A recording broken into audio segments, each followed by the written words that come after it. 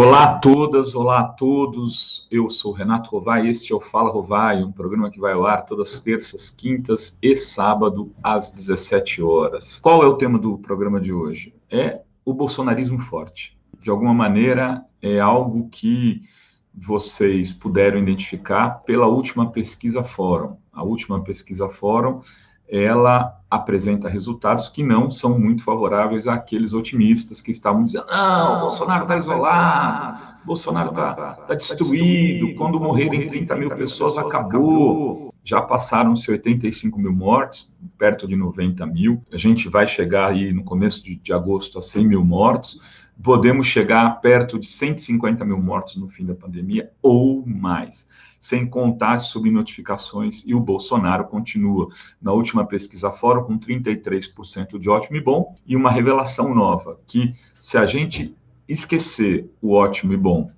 e for apenas para quem aprova e desaprova, perguntar: você aprova ou desaprova o governo Bolsonaro? E esquecer de perguntar ótimo, bom, regular, ruim ou péssimo, isso vai a 49%. Ou seja, isso vai a mais ou menos a votação que ele teve no segundo turno das eleições, porque a gente teve votos nulos, brancos, etc. Ele fez, na verdade, dos votos absolutos, ele fez 40% dos votos, e o aprova e desaprova dele está em 49%. Não é pouca coisa.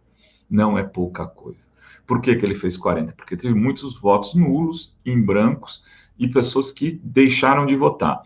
Então, ele fez 40,5%, se eu não me engano, quando a Dilma, em 2014, tinha feito de 39,6%. Então, também a diferença não é tão grande como as pessoas imaginavam. Nessa eleição de 2018, teve um número maior de abstenção nulo e branco. Buenas, esse é o fato que está dado.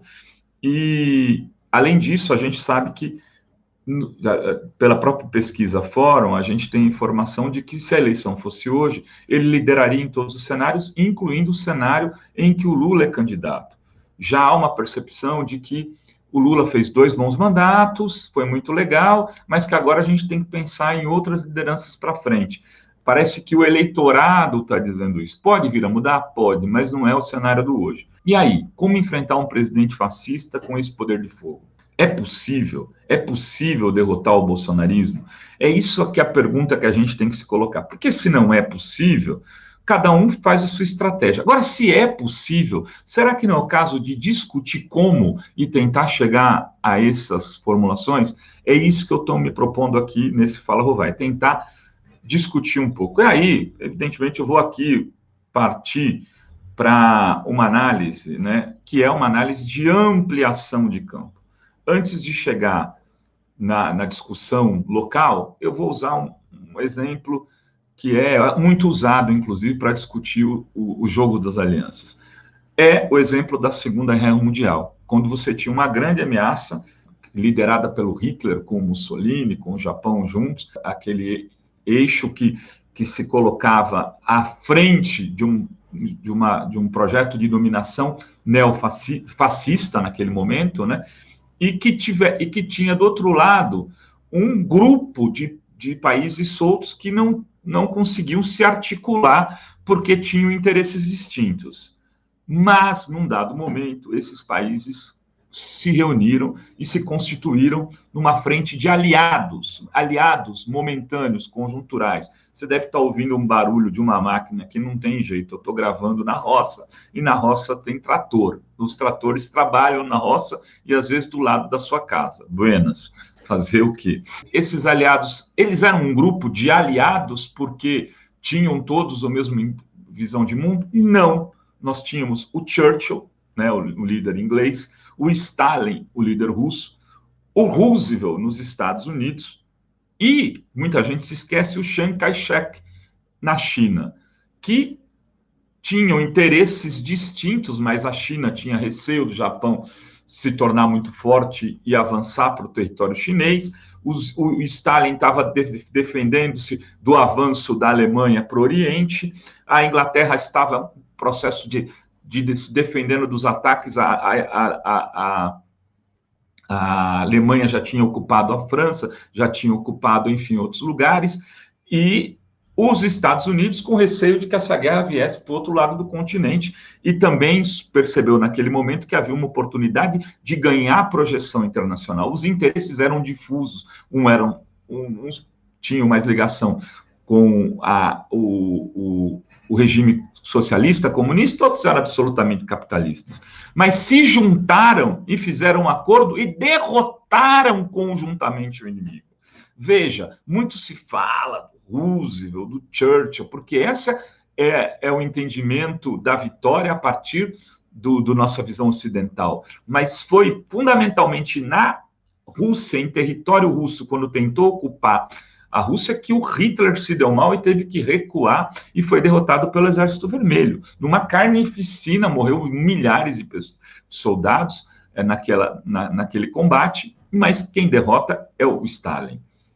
Ali, a humilhação de ter que voltar e não conseguir ocupar foi fator determinante para a desmoralização do exército alemão. O que eu estou querendo dizer com isso? Que não há significado dessas alianças e depois daquilo que aconteceu. Para a gente revisitar a história. Aconteceu o seguinte, todo mundo voltou para casa com a vitória na mão e o mundo foi dividido, inclusive do ponto de vista geográfico. O muro de Berlim dividia aquele mundo geopoliticamente do ponto de vista dos interesses.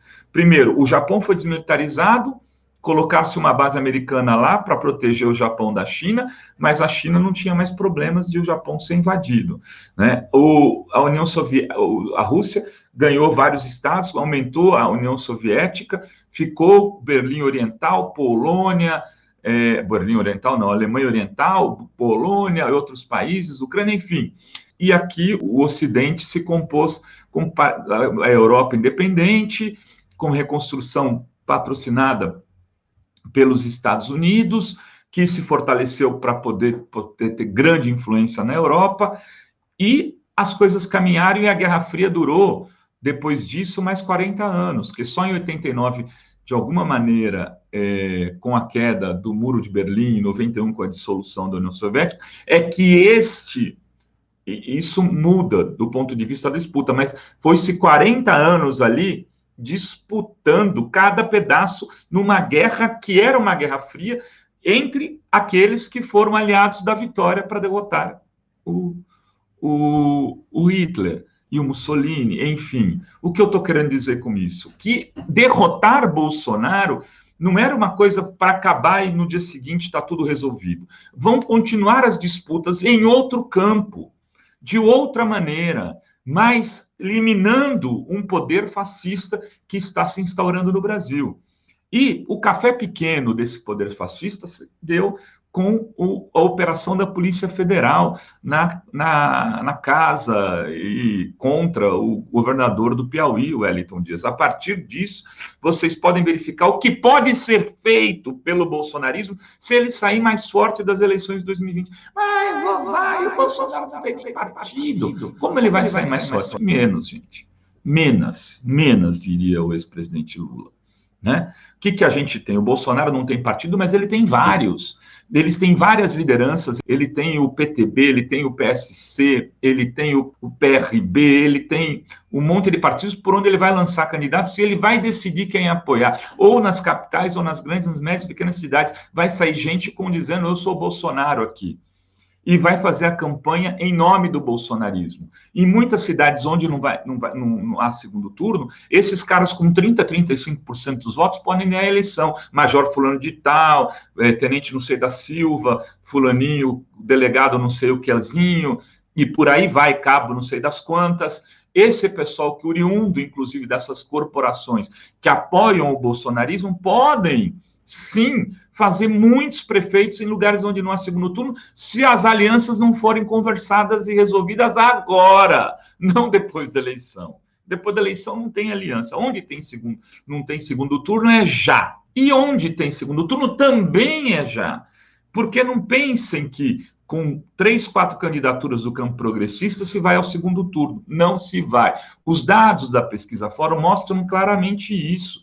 Nós temos 45%, 46% de pessoas que se dizem de direita ou de centro-direita. é a maior parte da população hoje contra 22%, 23% que se dizem de esquerda ou centro-esquerda. É o dobro, ainda um universo de 30% no meio que é o centro. Ou se constrói uma força política pela esquerda e se convence uma parcela do centro para ir ao segundo turno e para no segundo turno fazer a disputa contra o lado de lá, contra o candidato do bolsonarismo ou contra o candidato de uma direita um pouco mais civilizada, mas que ao mesmo tempo é uma direita que ameaça direitos trabalhistas, que ameaça os direitos constitucionais, enfim, é preconceituosa, que às vezes é racista também, para poder combater no segundo turno, ou se vai ficar de fora do segundo turno. Eu venho insistindo muito nisso, porque é muito preocupante a estrabismo político de parte da esquerda, que inclusive fala assim, vamos deixar as alianças para o segundo turno. Qual seja o segundo turno, queridas e queridos? Qual vai ser? Será que vamos ter segundo turno em candidatos de esquerda e centro-esquerda no sul do país, em São Paulo, no Rio de Janeiro, em Minas Gerais? Se continuarmos divididos nesses lugares como estamos hoje, não vai sobrar um candidato de esquerda e centro-esquerda no segundo turno nessas capitais importantes. No Nordeste pode ser que socorra, mas se forem deslocados e se forem depois de derrotados no Sul-Sudeste, num primeiro turno horrendo, esta onda avança, como a gente já viu, que avança depois para outros lugares. Enfim, estou trazendo esse comentário aqui para colocar a bola para rolar, para ver se outras pessoas também querem fazer. Eu estou aqui abertíssimo ao debate para dizer o seguinte: não dá para brincar mais. Chega de fazer papel de guri de prédio, jogando bolinha no carpete. É hora de botar a cabeça no lugar e fazer o que as coisas da vida adulta nos aconselham a fazer. Conversar, conversar, conversar, se articular e fazer política. Era isso, gente. Beijos a todas, beijos a todos. A gente volta na próxima programação.